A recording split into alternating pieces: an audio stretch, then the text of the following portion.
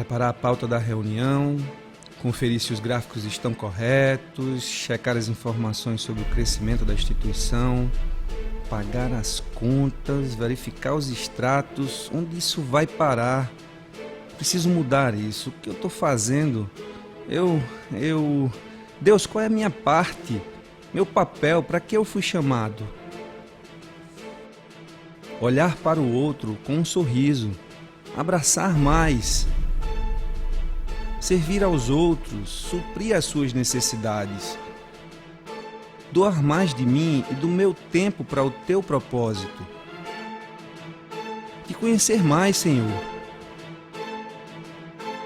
ter mais tempo contigo, reconstruir.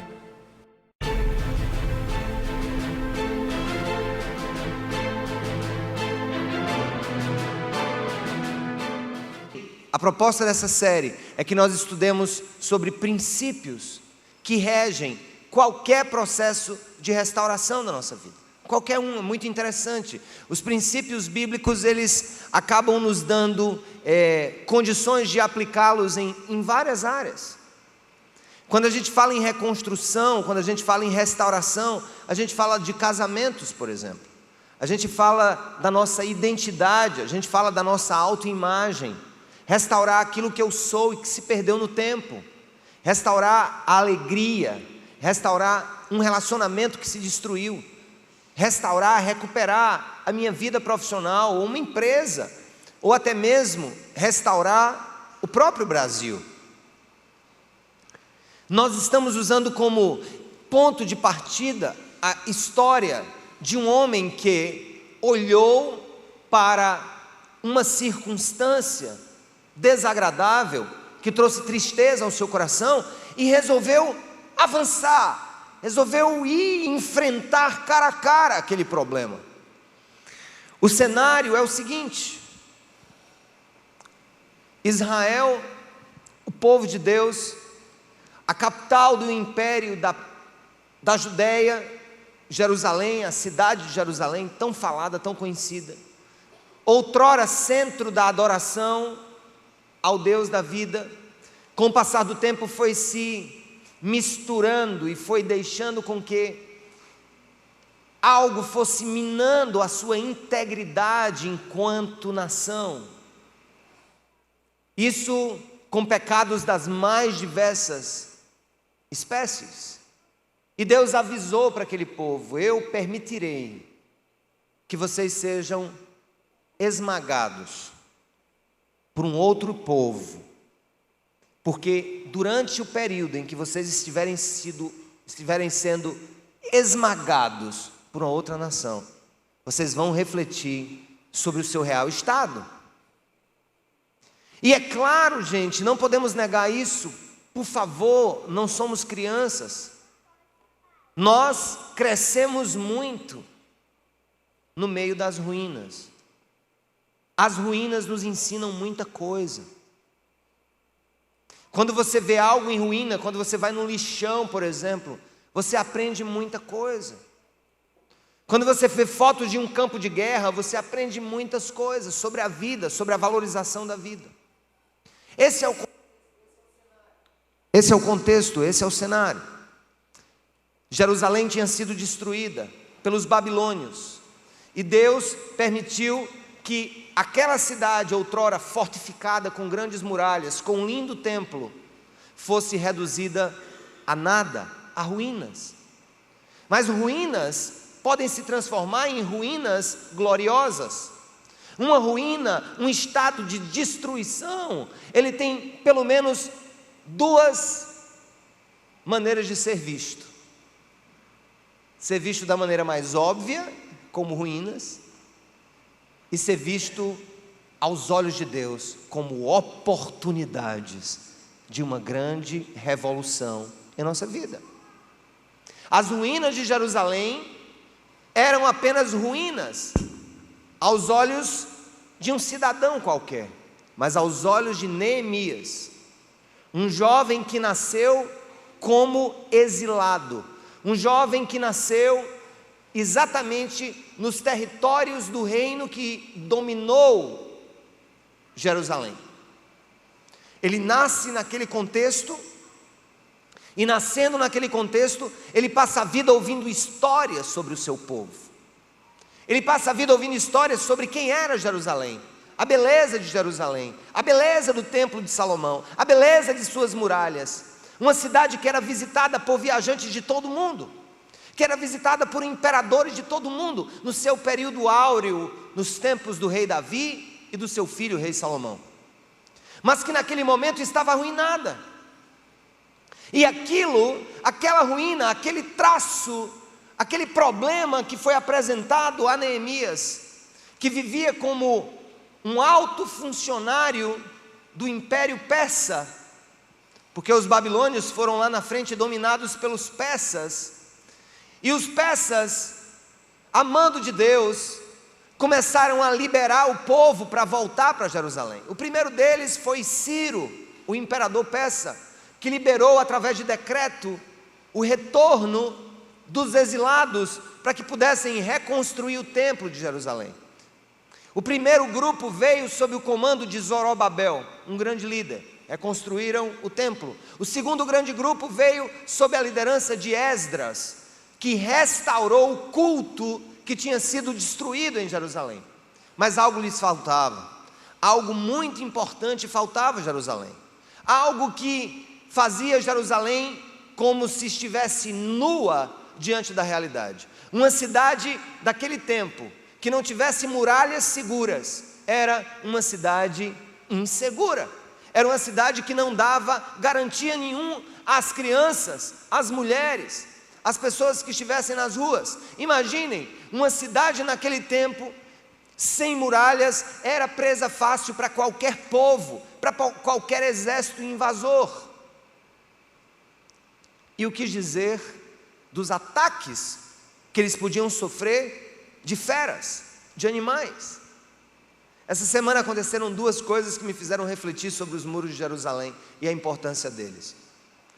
Ontem, andando com minha família ali em Gurien, por aquela região, pegamos uma estrada e logo avistei o que pareciam ser duas raposas.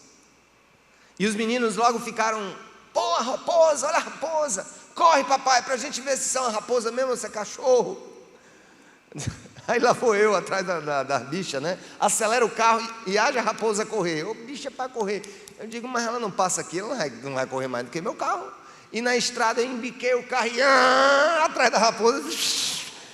Quando eu cheguei perto dela, porque eu queria realmente ver se era raposa, ela deu um salto mais ou menos dessa altura aqui, pro canto. Eu digo, não é cachorro, era raposa mesmo. Para dar um salto desse tamanho só podia ser uma raposa. E eu fiquei pensando, que bichinho inofensivo, né?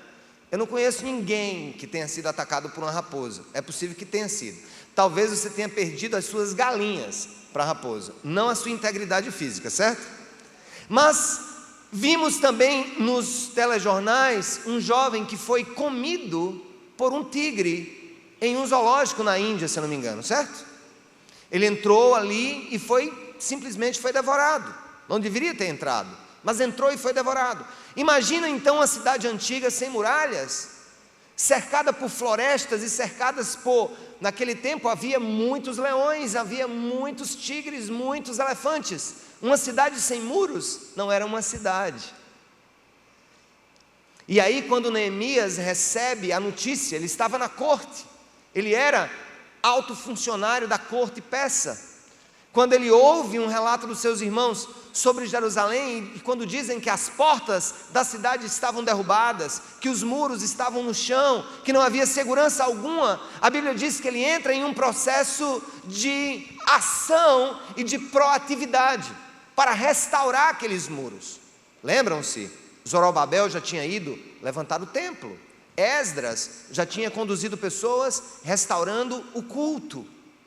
E Neemias tinha o papel de trazer de volta a segurança, trazer de volta a estabilidade daquela cidade. E ele vai. Só que nós vimos 3 princípios que nós lemos no capítulo 1.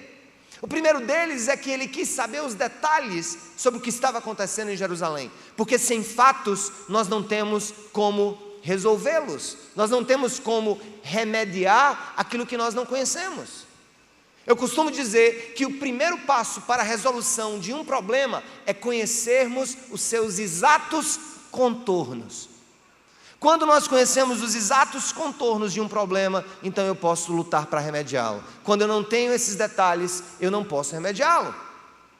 Então o primeiro princípio que nós vimos, para qualquer área da sua vida que precise de restauração, você precisa buscar a realidade dos fatos, a realidade factual, o que de fato está acontecendo. Não ter medo dos fatos, os fatos são nossos aliados e não os nossos inimigos. O primeiro princípio foi esse, da realidade factual. O segundo princípio que nós vimos foi o que? Quando ele ouve a notícia de que os muros de Jerusalém estavam derrubados, isso está no capítulo 1, nós vamos ler o segundo daqui a pouco. Quando ele ouve dizer que os muros de Jerusalém estavam derrubados e que o povo estava em profunda insegurança, o que é que ele fez? A Bíblia diz que ele senta e chora amargamente por aquilo. Por quê? Porque ele é incomodado por aquela situação.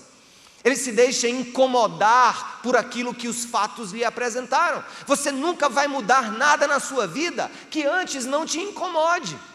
Você precisa ser incomodado primeiro por algo, e aí você vai lutar para mudar aquilo. Você precisa ser incomodado, por exemplo, com os efeitos de alguma coisa em sua saúde, para que você possa lutar então, a partir daquele momento, para resolver aquela situação. Então, o princípio da realidade, ele é seguido do princípio da, o que, gente? Quem lembra? Princípio da inquietação. Depois que eu me inquieto, aí sim eu confesso a Deus os meus pecados, eu confesso a Deus a minha omissão, eu confesso a Deus aquilo que precisa ser dito para Ele, e em oração eu digo: Senhor, ouve a minha voz. Eu quero restaurar o meu casamento, eu tenho os fatos, esse casamento está destruído. Senhor, isso tem me inquietado, eu não consigo dormir, eu quero voltar, eu quero reconstruir a minha casa, ou eu quero, Deus, de alguma maneira reconstruir essa amizade que eu tenho com essa ou com aquela pessoa. Senhor, me ajuda. Então nós vimos na semana passada 3 princípios que regem o processo de restauração. Primeiro deles, princípio da realidade. Segundo, o princípio da inquietação. E o terceiro, o princípio da confissão. Estamos agora no capítulo 1, vamos abrir, lá em Neemias, do 1:11 até o 2:6. Vamos lá. Senhor, que os teus ouvidos estejam o quê? Atentos à oração deste teu servo e à oração dos teus servos que têm prazer em quê, gente? Em quê? Em temer o teu nome. Faze com que hoje este teu servo seja bem sucedido, concedendo-lhe a benevolência deste homem. Que homem ele estava falando? O imperador da Pérsia. Ele ora a Deus para que o imperador da Pérsia, o rei Artaxerxes, fosse benevolente com ele, para que ele pudesse ir a Jerusalém. Nessa época eu era o que, gente? Eu era o que? O copeiro do rei. Eu era o copeiro do rei. No mês de Nissan, do 20º ano do rei Artaxerxes, na hora de servir-lhe o vinho, levei-o ao rei. Nunca antes eu tinha estado de que maneira? Triste na presença dele, nunca antes. Por isso o rei me perguntou: por que o seu rosto parece tão triste, se você não está doente? Essa tristeza só pode ser do coração. Com muito medo eu disse ao rei: que o rei viva para sempre. Como não estaria triste o meu coração, se a cidade em que estão sepultados os meus pais está em ruínas, e as suas portas foram destruídas pelo fogo? E o rei me disse: o que você gostaria de pedir, Neemias? Então orei ao Deus dos céus e respondi ao rei: se for do agrado do rei, e se o seu servo puder contar com a sua benevolência, que ele me deixe ir à cidade onde meus pais estão o que, gente? Enterrados, em Judá, para que eu possa reconstruí-la. Então o rei, estando presente a rainha, sentada ao seu lado, olha a cena na corte, o rei e a rainha, perguntou-me: quanto tempo levará a viagem?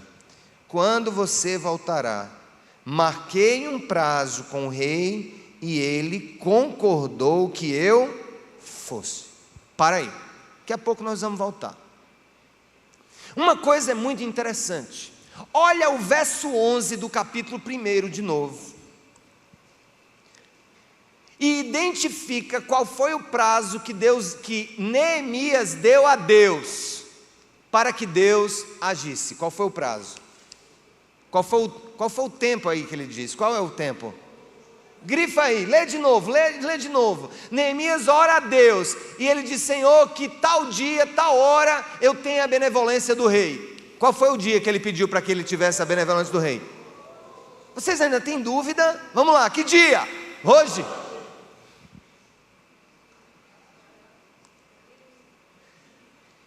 Hoje é o nosso dia sempre. Sempre pedimos hoje. O hoje expressa ansiedade. O hoje expressa imediatismo. O hoje também expressa desespero. E muitas vezes nós nos posicionamos diante de Deus e dizemos assim: Senhor, resolve hoje, resolve agora o meu problema. Às vezes até oramos e dizemos: Senhor, vai resolver agora esse problema. Neemias, e outra coisa, não custa nada pedir não, porque tem hora que Deus realmente faz tudo hoje. Ele é o Senhor do tempo, Ele é soberano, amém? Mas eu quero que você agora descubra comigo, quanto tempo Deus usou para responder a oração de Neemias. Você vai descobrir lendo o verso 1 do capítulo 1 e o verso 1 do capítulo 2. Me diga em que mês, verso 1 do capítulo 1, em que mês Neemias recebeu a notícia e chorou por Jerusalém pedindo que Deus intervisse? Em que mês? Como é o nome do mês? Eu quero ouvir você, como é o nome do mês? Eita, povo calado! Nossa, não, eu não aceito. Se fosse jogo do seu time, você dava um berro, meu amigo. Eu quero saber o seguinte: como é o nome do mês em que Neemias tem os fatos, ora a Deus e pede que Deus age? Em que mês? Quisleu. E que Quisleu é isso? Quisleu é um mês do calendário judaico. Os judeus não usam o calendário solar como nós usamos. Eles usam o calendário lunar, que é diferente do solar, que tem algumas variações. É por isso, por exemplo, que a Páscoa todo ano muda de semana. Ninguém sabe quando é que vai ser a Páscoa dos outros anos, sempre muda. Porque a Páscoa é marcada pelo calendário judaico, porque a Páscoa é uma festa judaica que nós cristãos celebramos com um novo significado. Eles celebram a libertação do povo do Egito para a terra prometida, e nós celebramos a nossa libertação da morte para a vida em Cristo Jesus, nosso Senhor. Mas o fato é que Quisleu, comparando com o nosso calendário, é mais ou menos entre os meses de novembro ou dezembro. Observem que a Páscoa não muda tanto, é março ou abril, não é ali, gente? Março ou abril. Eu nunca vi Páscoa em maio. Quisleu representa algo em torno do mês de novembro e dezembro. É quando ele recebe a notícia. É quando ele se ajoelha e diz: Senhor, ajuda-me. Agora, Senhor, me ajuda hoje. Leia agora o verso 1 do capítulo 2. E em que mês Artaxerxes começa a conversar com Neemias sobre a sua ida? Qual é o mês, gente? Nissan ou Abibe. Nissan é outro mês do calendário judaico que coincide com o nosso mês de março a abril. Vamos supor então que Quisleu cai em novembro. e que Nissan caia em março. Quantos meses de novembro para março? 4 meses. Durante 4 meses, Neemias intercedeu a Deus para uma oportunidade de falar com o rei.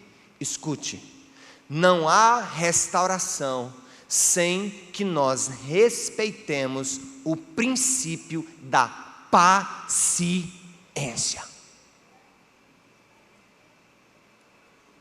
Ele é o Senhor do tempo, nós não somos os senhores do tempo. Nós temos que agir, nós temos que lutar, nós temos que buscar, mas o tempo é do Senhor, Ele é soberano. Eu não tenho essa paciência, eu sou impaciente, muitas vezes ansioso. É difícil para quem é impaciente e ansioso esperar o tempo de Deus.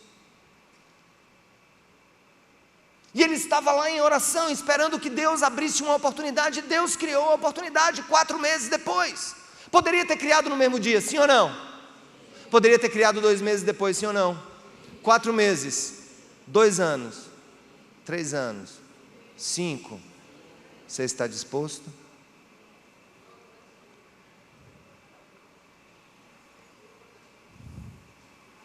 Eu não estou vendendo mercadoria barata nesse púlpito.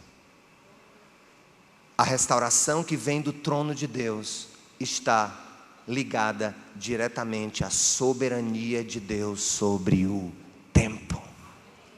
Amém, igreja? Então eu preciso exercitar aqui em princípio de restauração aqui, o princípio da paciência. Vocês têm uma ideia? A gente passou quase 10 anos fazendo umas coisinhas só lá na Cidade Viva. Até que o ano passado decidimos que estávamos sendo extremamente descuidados com aquela terra, e Deus começou a mexer o meu coração, a mexer os nossos corações, e nós tomamos uma decisão em janeiro desse ano: vamos povoar aquele lugar, vamos ter culto lá, vamos levar o povo para lá. Aquela terra Deus deu de presente a essa comunidade, nós precisamos usá-la. E aí eu chego, vejo os projetos arquitetônicos, vejo tudo montado, e aí eu fico dando em cima, eu fico pisando no pé das pessoas que estão lá. E aí, sai quando? Quando é que está pronto isso aqui? Quando é que está pronto isso aqui? Vamos lá, me diga, quando é que isso vai estar pronto? Já começaram a fazer brincadeira comigo, porque eu pergunto de manhã uma coisa, e na hora do almoço eu pergunto a mesma coisa, à espera de que tenha havido alguma mudança significativa. Em menos de 4 horas, já estão brincando comigo. Eu digo: gente, e aí, como é que está a capela? Não, pastor, já está pronta, já tem ensino e tudo lá, blém, blém, blém, blém, blém. É só você ir lá. Então, gente, isso é um pouco do reflexo do que nós somos. Deus quer dizer para mim e para você: meu filho e minha filha, eu amo você, eu sei o que é que eu estou fazendo, eu pego na sua mão, eu vou na sua frente, eu tenho um plano para te dar, espera em mim, tenha paciência, porque quando eu agir, ninguém será capaz de impedir. O princípio da paciência tem que estar presente no nosso coração. Às vezes a gente diz assim: Senhor, eu queria que o Senhor intervisse hoje. Mas Ele diz: meu filho, não vou fazer isso hoje não, porque eu sei que no dia que eu fizer será o melhor dia, no tempo que eu agir será o melhor tempo, e quando eu assim agir, não restará dúvida de que eu é quem executei esse plano nesse tempo. Amém, irmãos? Então diga: Senhor, me ajuda a aplicar na minha vida, em todos os processos de restauração da minha alma, dos meus relacionamentos, do meu trabalho e do meu país, respeitando o princípio da paciência. Segundo, depois que isso acontece, vamos ler o versículo 2, leiam comigo o versículo 2. Por isso o rei me perguntou: por que o seu rosto parece o que, gente? Tão triste. Se você não está doente, essa tristeza só pode ser do coração. Com muito medo eu disse ao rei: que o rei viva para sempre. E ele diz algo muito interessante aqui, repitam comigo: como não estaria triste o meu rosto, se a cidade em que estão sepultados os meus pais está em ruínas, e as suas portas foram destruídas pelo fogo. Eu conheci um adolescente que me chamou muita atenção. Ele, sempre muito firme em seus posicionamentos, mas eu vi esse adolescente passando por uma crise muito grande, uma crise profundamente inquietante para qualquer um de nós. E o que me chamou a atenção na convivência com esse adolescente foi que ele manteve-se estático, manteve-se a mesma pessoa, o mesmo semblante, a mesma expressão facial entre a alegria e a tragédia. E eu comecei a me preocupar. E eu o abordei e disse: você está passando por algo tão difícil. Por que você não chora? Por que você não expressa? Por que você não demonstra? Ele disse: porque eu fui ensinado desde criança pelos meus pais a esconder as minhas fragilidades. E eu fico pensando sobre isso. Quantas pessoas tentam demonstrar uma atmosfera de equilíbrio, quando na realidade não há equilíbrio algum. Quantas vezes, diante de fatos que nos entristecem, como por exemplo o fracasso de um relacionamento, como por exemplo a falência de uma empresa, e nós agimos como verdadeiros atores no palco da vida, tentando expressar às vezes com sorrisos aquilo que deveria estar sendo expresso com lágrimas. E eu fico pensando, Deus não está à procura de super-homens. Os meus filhos não precisam de um super-pai. Ele precisa de um pai transparente, que ele saiba, através do seu olhar, se ali está a dor, se ali está a alegria, se ali está o luto, se ali está a felicidade.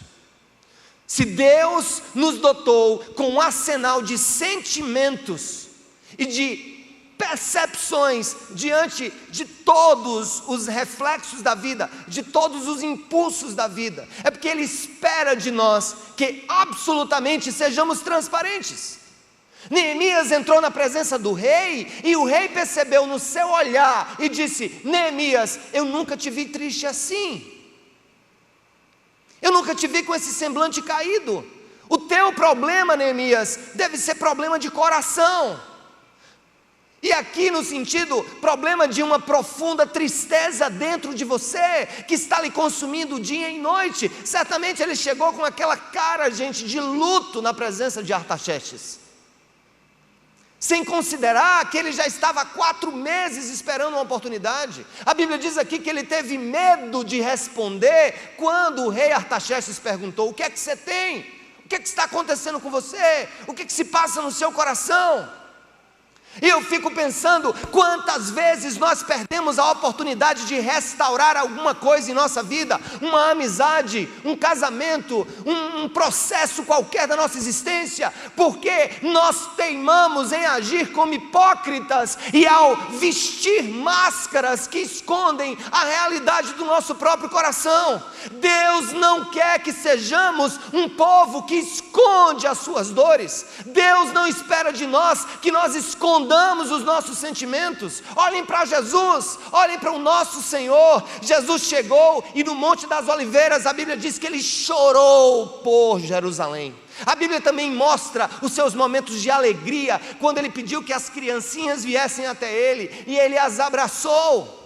Nós vemos também Jesus chorando na morte de Lázaro. A Bíblia diz que Jesus chorou, é o menor versículo da Bíblia, está lá no livro de João, quando ele chega na casa de Marta e Maria, e elas dizem: Senhor, já faz 3 dias que Lázaro faleceu, e se tu estivesses aqui, isso não teria acontecido. A Bíblia diz que Jesus chorou. querem mais. Quando ele estava no Getsemane, o nosso Senhor, esse é o nosso líder, meu irmão. O nosso líder é Jesus. O nosso líder, o nosso modelo é Jesus. Não é o super-homem, não é Stallone, não é Rocky, não é absolutamente nenhum desses ícones da cultura popular. Não é nenhuma dessas linhas, dessas linhas de pensamento que querem que nós nos apresentemos como super-homens. Nós não somos. Eu não quero que os meus filhos me conheçam como um super-homem. Eu quero que eles me conheçam como um homem transparente, que eles podem olhar para mim e dizer: meu pai está triste, meu pai está feliz. Se por um lado eu reconheço o pecado do meu imediatismo em muitas coisas que eu faço na minha vida, e eu preciso internalizar a paciência como princípio de restauração e de reconstrução de qualquer coisa. Por outro lado, gente, eu tenho conseguido transitar pelas estradas da vida com o rosto que Deus me deu naquele momento, naquela circunstância, com aquela alegria ou com aquela dor. As pessoas que me conhecem um pouco mais de perto, elas dizem: é muito fácil saber se pastor Sérgio está triste ou se ele está feliz. Ele não esconde. Quando eu e Samara passamos por uma grande luta o ano passado, no mês de julho, que eu estava arruinado fisicamente e emocionalmente, a primeira coisa que eu fiz era ela no hospital e eu no hotel gravando um vídeo para mostrar para vocês, com cara limpa, com todas as minhas dores, com todas as minhas tristezas. E eu vou dizer uma coisa para você: Deus ama aqueles que são quebrantados no rosto. Deus ama aqueles que mostram o que sentem. Deus ama aquele que se mostra quebrantado e frágil diante das tragédias da vida, porque na hora que eu faço isso, Deus levanta um exército para me ajudar. Deus levanta um exército para interceder por mim. Mas aqueles que querem se mostrar como gigantes diante da vida, esses não precisam de ajuda e vão morrer sozinhos, agonizando uma dor que não expressam no olhar. E eu fico pensando quanta restauração não acontece porque uma ou outra parte no processo, ou as duas, andam de nariz em pé, como se nada estivesse acontecendo, como se não estivessem sentindo nada. Não tem coisa pior do que em um processo de reconciliação, você olhar para o outro e o outro está com o nariz em pé, como se a sua amizade e como se a restauração que você busca não tivesse a menor importância para ele, como se ele não estivesse sofrendo. Mas coisa boa é quando a gente olha para o outro e diz: como eu poderia estar feliz se o nosso relacionamento está quebrado? Neemias olhou para o rei e, ao invés de dizer: não, rei, isso é bobagem, não se preocupa com isso não, rei, está tudo bem. Mas ele disse: como eu poderia estar feliz se o meu povo está sofrendo? Deus espera que você se levante e diga: como eu posso estar feliz se eu te fiz esse mal, meu amor? Meu filho, como poderia eu estar feliz se eu não tenho sido o pai que você merece? Meu amigo, como eu poderia esconder que estou feliz se a nossa amizade caiu pelo ralo da vida e escorreu por entre os nossos dedos? Deus quer nos restaurar e Ele quer que nós restauremos as coisas, mas Deus ama a transparência. Ele ama o choro verdadeiro e abomina o riso falso. Portanto, chore, grite, expresse a sua humanidade, não negue a você mesmo a sua própria essência de ser gente. Não negue, não negue. Quando nós chegamos para alguém e amorosamente e carinhosamente expressamos do fundo do nosso coração o quanto aquela ruptura ruptura, o quanto aquela dor, o quanto aquele relacionamento que não existe ou que se quebrou está nos fazendo sofrer, nós damos a Deus oportunidade de trabalhar ao nosso favor, porque Ele acode aqueles que sofrem. Jesus, o nosso mestre, em nenhum momento quis se blindar contra o sofrimento.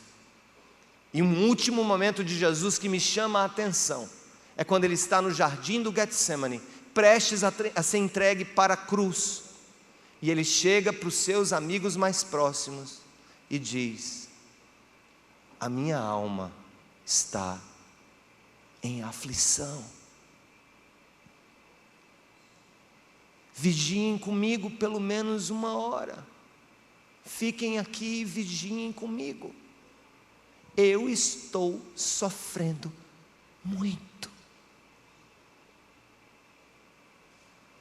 A humanidade de Jesus foi exacerbada naquele momento, quando a Bíblia diz que de tanto sofrer na alma, ele começa a ter rupturas capilares, e ele começa a transpirar gotículas de sangue. Não passe maquiagem nos poros de onde Deus quer fazer verter gotas de sangue, porque a tua fragilidade é o início da restauração, porque bem-aventurados os que se demonstram fracos, porque Deus fortalece o cansado. Amém, igreja? Então o segundo princípio, diga: Senhor, eu preciso de paciência. Senhor, eu preciso de transparência. Aí vem o terceiro ponto, já estamos do meio para o fim. Diz assim a palavra do Senhor. Olha o que é que acontece aqui. O rei me disse: o que você gostaria de pedir? Então orei ao Deus do céu. Ele sempre orava ao Deus dos céus. E respondi ao rei: se for do agrado do rei, e se o seu servo puder contar com a sua benevolência, que ele me deixe fazer o que, gente? Ir à cidade onde meus pais estão enterrados em Judá, para que eu possa reconstruí-la. Então o rei, estando presente, a rainha, sentada ao seu lado, perguntou-me. Foi que ela perguntou, gente? O que é que o rei perguntou? Quanto tempo levará a viagem, Neemias? Segundo, quando você voltará, Neemias? Marquei um prazo com o rei e ele concordou que eu fosse. Tem um princípio que está oculto, aliás, está muito claro aqui, mas talvez oculto aos nossos olhos. Escuta: todo projeto de restauração de vida, todo projeto de restauração, talvez da sua vida profissional, da sua empresa, todo projeto de restauração da sua saúde, implica algo muito importante. Você precisa ter um plano. Você precisa ter um plano.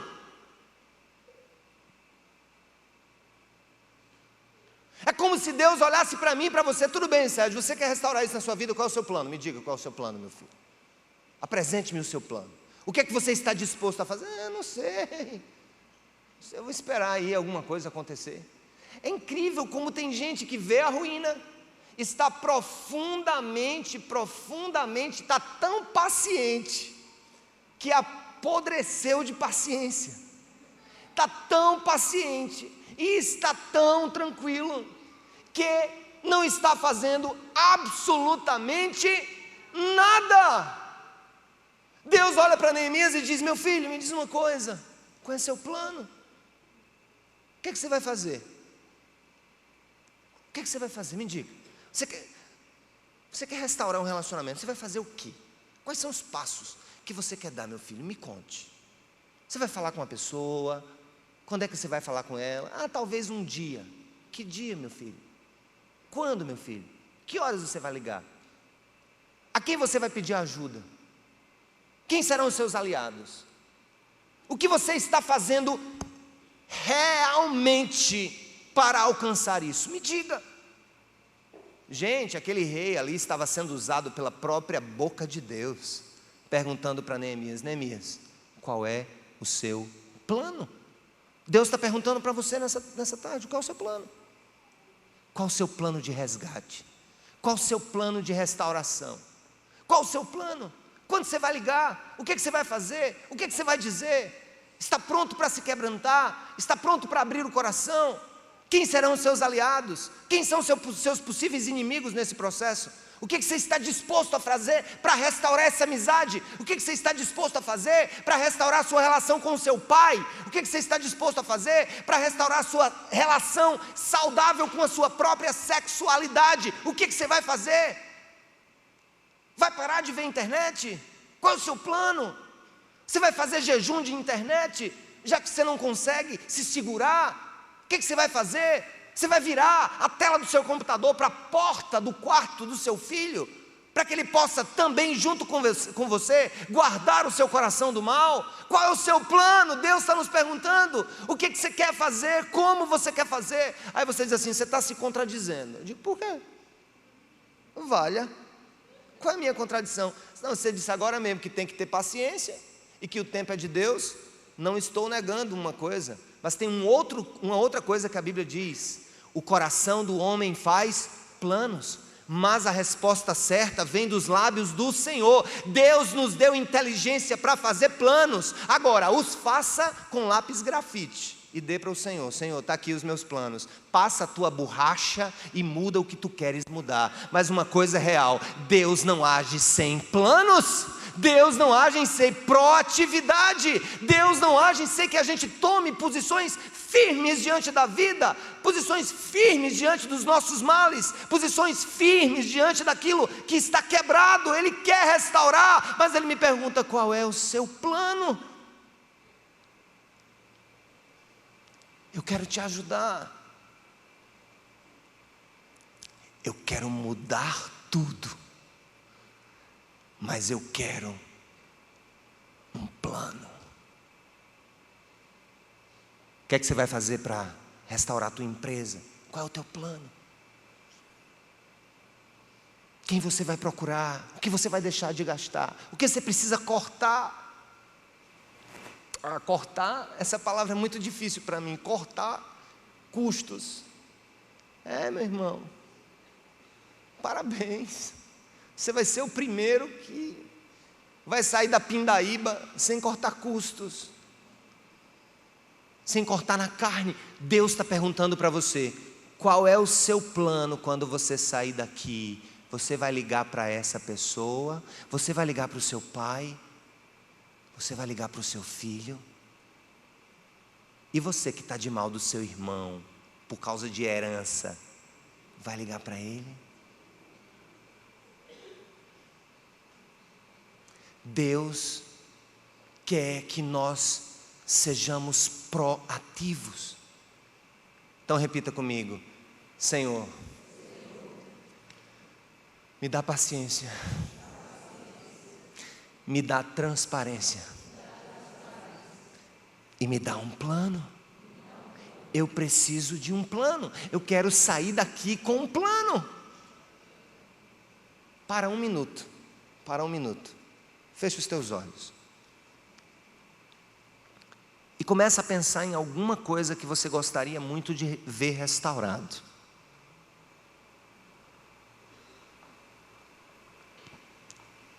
E pergunta ao Senhor: Senhor, que plano eu posso fazer para isso?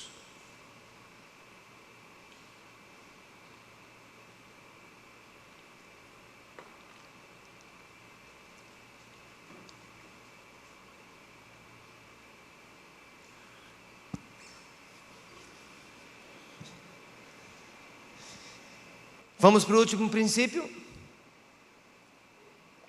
Você tem um plano? Quem começou a esboçar um plano sobre alguma coisa que precisa ser restaurada, levanta a mão. Que bom, estou feliz, já posso ir para casa. Abre a sua Bíblia, e aqui é o último ponto. A seguir, o que, gente? Acrescentei: se for do agrado do rei, eu poderia levar cartas do rei aos governadores do Trans-Eufrates, para que me deixem passar até chegar a Judá. E também uma carta para Asaf, guarda da floresta do rei, para que ele me forneça o que, gente? Madeira. Para quê? Para as portas da cidadela, que fica junto ao templo, para os muros da cidade e para a residência que eu irei ocupar. Visto que a bondosa mão de Deus estava sobre mim, o rei atendeu os meus pedidos. Com isso fui aos governadores do Trans-Eufrates e lhes entreguei as cartas do rei. Acompanhou-me uma escolta de oficiais do exército e de cavaleiros que o rei enviou comigo. Veja bem, Neemias pacientemente esperou um momento de falar com o rei. Segundo, de maneira transparente, ele mostrou o seu rosto sofrido. Terceiro, ele tinha um plano. Quando ele foi arguido sobre o plano: qual é o seu plano, Neemias? É esse: eu vou sair daqui, eu vou fazer isso e eu vou voltar com tantos dias. Aí ele chega para o rei e diz: eu quero mais algumas coisas, rei. Eu quero pedir cartas, eu quero pedir autorizações. Para quê? Presta atenção. A Pérsia era o império. Esses impérios antigos, eles pegavam os povos, dominavam e transformavam aqueles povos em províncias. Havia várias províncias espalhadas na face da terra, inclusive a província de Judá. Mas para sair da Pérsia, pega o mapa quando você chegar em casa, entre meia-noite e 1h da manhã, quando você estiver desistindo no Facebook, pega o mapa mundi, localiza lá o Irã e localiza Jerusalém no mapa. Ele fez o caminho ali do Irã até Jerusalém, e ali naquele trajeto havia províncias sobre as quais o rei Artaxerxes tinha posto o que, gente? Governadores.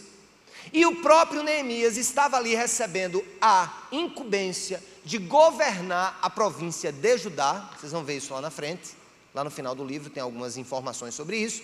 E ele diz: olha, eu vou passar por várias províncias, então eu quero que o Senhor, rei, me dê o quê? Me dê autorizações para que ao passar por essas províncias, eu possa estar legalizado, eu possa estar em um ótimo estado, para quando eu passar ali e me pedirem informações, eu tenho as tuas cartas. E ele foi mais longe. Ele foi ao rei e disse: me dá autorização, rei, para que eu vá na floresta, que é guardada por quem? Como é o nome do rapaz? Asaf. Asaf certamente era o ministro do meio ambiente naquele período. Sério. Asaf era o ministro do meio ambiente. Ele cuidava da floresta. Ele disse: me dá uma carta, porque eu quero autorização, eu quero que seja totalmente legalizada a minha ida para Jerusalém. Em outras palavras, era como ele dissesse: meu rei, não deixa que a minha integridade seja questionada por falta de tuas autorizações. Ele quis agir debaixo de quê, gente? Da legalidade do Império Persa. E assim ele cumpriu. Ponto. Hoje em dia, como uma deturpação do verdadeiro pragmatismo de William James, que surge nos Estados Unidos, a ideia de focarmos em resultados e não apenas nos processos. O pragmatismo é ótimo, porque ele gera produtividade. Você deixa de se focar no processo e começa a se focar nos resultados. Ser pragmático em algumas circunstâncias da vida não é ruim, mas o pragmatismo se torna um grande problema quando os fins a que eu quero chegar justificam os meios que eu vou utilizar para alcançar aqueles fins. Vocês entenderam o que eu quis dizer? É mais ou menos o seguinte: poxa, eu preciso chegar agora em um lugar tal, e eu vou fazer assim: eu vou pegar o carro, como o lugar que eu quero chegar é importante que lá eu chegue, eu tenho hora para chegar lá, eu vou sair cortando, vou passar por cima dos canteiros de árvore, porque eu preciso chegar naquele lugar, porque eu preciso estar naquele lugar. O seu fim, a sua finalidade pode ser justa, mas os seus meios também têm que ser justos. Vou explicar. É mais ou menos aquele cara que está querendo restaurar a saúde da sua empresa. E ele passou por todos esses princípios. Vamos lá, vamos recapitular. Primeiro ele passou pelo princípio da realidade factual. O contador disse, tu está quebrado. Fatos. Depois ele se inquietou e diz, eu preciso restaurar a minha empresa, certo? Inquietou. Depois ele foi para o quarto e disse, Senhor, gastei demais, Senhor. Eu pensei que faturamento era lucro, Senhor. Senhor, me ajuda, me dá. Agora, Senhor, eu quero uma chance, Senhor, eu quero. Aí surge então uma oportunidade, né, dele começar a fazer algo novo pela empresa. No momento em que ele está vivendo ali a paciência, né, ele começa a ser transparente, ele chega para as pessoas e diz, olha, eu preciso da sua ajuda, meus filhos, nós vamos precisar deixar de gastar tanto, sabe? Seu pai está quebrado, nós precisamos mudar o nosso estilo de vida, beleza. Aí vai chegar o momento do plano. Aí alguém diz para ele, você tem que ter um plano, seu plano tem que ser assim, assim, assim, você tem que diminuir os custos e principalmente, pague duas coisas. Em primeiro lugar, pague aos funcionários, aos seus empregados e pague ao fisco. Depois você paga a fornecedora. Digamos que esse foi o plano. Não estou dizendo que esse é o melhor, mas digamos que esse foi o plano. Aí está o cara lá preparando, chega uma fiscalização. Ele começa a se tremer. Ele chega, pois é, rapaz, eu quero resolver isso aqui, e o senhor veio isso foi de Deus. O senhor ter vindo me fiscalizar foi de Deus, porque agora eu vou saber a realidade real, realisticamente real da minha situação irreal. Está aqui. Aí o cara diz para você, o fiscal chega para você e diz assim, olha, eu tenho uma má notícia e uma boa notícia. O que é que você quer que eu lhe diga primeiro? Não, me diz logo a má, né? Não, a má notícia é o seguinte, você deve R$1 milhão. Está aqui, levantei, aí ele bota a mão na cabeça, aí pergunta, vai ter refis de novo? Bem, eu não sei, eu só sei que você deve R$1 milhão e você tem que pagar isso, você pode parcelar, mas você tem que pagar R$1 milhão. Essa é a má notícia. Agora tem uma boa notícia. Eu posso entrar no sistema, correr a vírgula para a esquerda, 2 casas. Então, 1 milhão, uma casa fica 100 mil, outra casa fica 10 mil. Você paga a dívida à vista, 10 mil, e você me dá mais 10 mil, então o que é 1 milhão você resolve com 20 mil, combinado? Aí ele diz, é de Deus. Aí ele vai e abraça o fiscal, e ele diz, meu amado Espírito Santo da promessa te mandou aqui. Deus sabe o quanto eu quero resolver esse problema. E eu estou muito feliz. Aí o fiscal começa a chorar também. É verdade, é verdade, é verdade, é verdade. Aí ele pergunta, você é irmão em Cristo? Sou irmão também. De onde você é? Eu sou lá da Cidade Viva. É uma bênção. Eu também. Tu tá vendo, eu acho que tu ouviu o negócio da série da restauração, não foi? Ele foi, tá estamos fazendo tudo direitinho, né, amado? É, amado, estamos fazendo bem. Aí ele diz, eu estou tão feliz, porque eu vou pagar minhas contas. O outro diz, eu também, irmão, porque eu vou trocar meu carro com esses 10 mil.